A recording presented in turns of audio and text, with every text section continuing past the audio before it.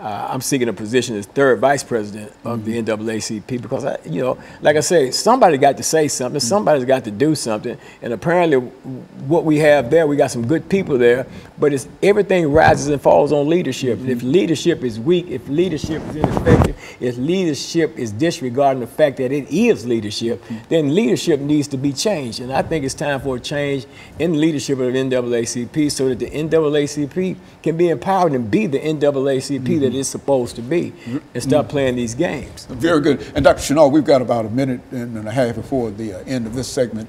And so you think that you have what is necessary in order to bring this organization together. Say something about that. Yes, sir. I believe that I have what is necessary to be a leader, a strong leader in the Nashville branch NAACP. I have worked tirelessly for the last 5 years. I have assumed a number of positions in the NAACP. I have exerted energy in trying to get issues out front so that the community as well as the establishment can understand that regardless of what the matter is, it's not about race, it's about right. And there are a number of issues that have confronted the community in the Nashville area that have not been, as Pastor had said, has not really been vented and discussed in our community. So very much so, I believe that I am a strong leader and I can lead the NAACP into a successful year. Very good. What we'll do now, Dr. PShinault, is to take this second, final commercial break, and we'll be back with our audience following this very, very short commercial break.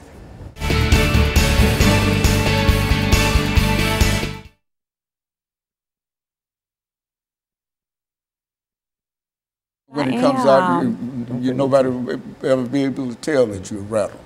Don't look rattled to me. I can't help it. No, this might be your first experience. It is. And you have to admit that this is an unusual kind of experience and whatnot, but we're making it through, and so we've got 10 minutes. So what are we going to do? So what do you want to talk about during the last 10 minutes? See, when we come back, we'll have 10 minutes. Right. And so what you want to talk about? What? Voting? Let's talk about the suffrage. You want to. And what you're planning on doing in reference to the suffrage and whatever you wish to talk about. And you started off, and Pastor will help, you know, give you some information in reference to what he has to say. And then, lay out there, what you want to do is, you know, as it'll all come together. Okay. And how you can take this, you know, organization to the next level. Okay. Yeah, just.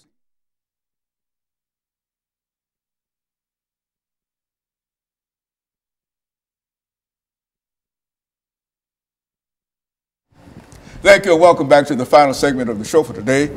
We're talking to Dr.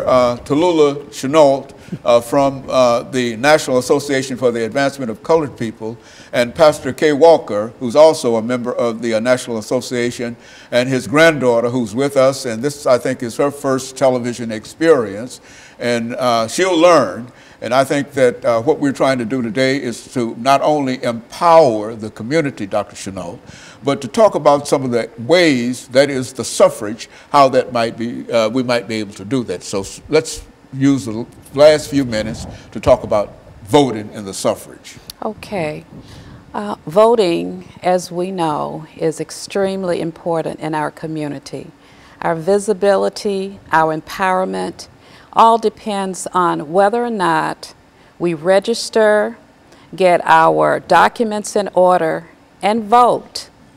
Voting in Nashville, Tennessee, regardless of whether it is the school board, whether it's Congress, our senators, and our representatives, is extremely important. A number of policies have been passed in our council meetings, in our Senate, that are not beneficial per se to the African American or black community or the community of those who are impoverished. And the only way in which African Americans and other minority groups are going to truly receive social justice is that we vote, that we make an appearance at our council meetings, that we vote, especially in this presidential election. Now, as as a branch secretary of the NAACP, we are bipartisan, okay? We cannot actually go on camera or say who our community should vote for. But what I'm asking our community to do is look at the issues, think about the issues, not what people are saying now, but what they've said a month ago, what they've done a year ago, 2 years ago, and vote for your best interest. That is what we are going to push at the NAACP, and it will be a year-around project and program to make sure that we get out and we vote. You know, Pastor, I think we've said on many occasions on this particular show that in Nashville, I think somebody said at one time that only 6 or 7% of the population actually got out and voted during any election.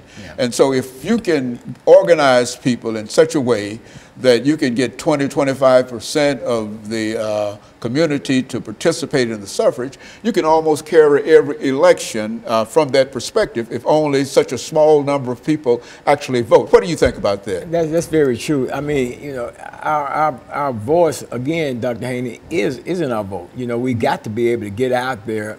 If you bring people together, and see, politicians, they go where people are voting. You know, they service areas. They look at areas where, you know, where they're getting large percentage of the votes. They look at a zip code and they're getting a small percentage of the vote. Then, you know, they're not going to focus their attention on that particular area right there, because they're saying, well, the people out there, the people there, they're not concerned about themselves.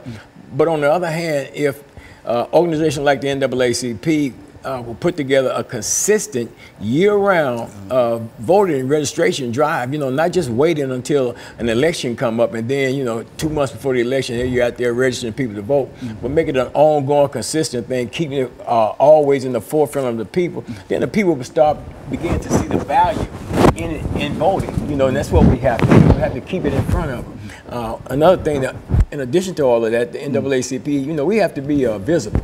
We have to be vocal. And we have to be valuable. And we got to show up that we have value in this community. You know, I've got a granddaughter right here, you know, that, you know, she's got a future, you know, and I'm the one that's got to be looking forward toward her future and making sure that if she has a legitimate grief or gripe concerning something, that injustice that takes place in our society towards her, that she got an organization that she can go to. And that's what the NAACP has had a long-standing reputation as an organization that our people could go to if they were having issues. And let me be clear about this. The NAACP is not just an organization just for African Americans or black people. You know, it's the National Association for the Advancement of Colored People, for people of color. Everybody is a color. You know what I'm saying? Everybody, I don't care what race you are, you're a color.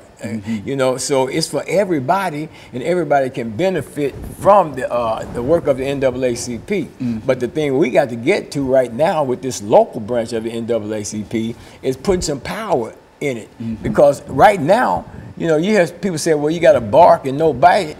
This branch don't even have a bark. You know what I'm saying? So, and so in a real sense, just to sort of make people aware of the history of the National Association for the Advancement of Colored People, I think that we've had an opportunity to talk to many members from that organization, and you've been responsible in a real sense for bringing a large number of people to us dealing with the National Association. As a matter of fact, Dr. PShinault here is here primarily because of your influence with the organization. And so with Dr. PShinault's leadership and the commitment on the part of others, and I think as she indicated that you want to make registration a year-round activity, not to register only 2 or 3 months before the time of election. And if you can get that as an ingrained idea among people who ought to vote, then I think we'll be all right. Yeah, and you know what? I don't want to just lock in steadily just on the voting thing, because there's so many other things, issues that's plaguing our society and stuff. I mean, with the police brutality and all kinds of things, discrimination in housing, all these different things. There's so many different committees within the branch of NAACP that need to be empowered with people that have the concern about what's going on in our community. So I'm saying to people, if you got a concern about what's going on in our community, and you've met and you've met and you've met, and you got all these great ideas and these strategies, but yet you don't have a power source to put them into and to make it happen, then we're encouraging you to come and be a part of NAACP, because the membership part of the NAACP has a power base within itself, because when that executive committee presents an issue, it has to be ratified, am I correct, by the membership. Yes. So we need members, people to join and get behind this thing. And I believe that Dr. PShinault will make the right leader to lead the NAACP's Nashville branch into this next level of growth and development,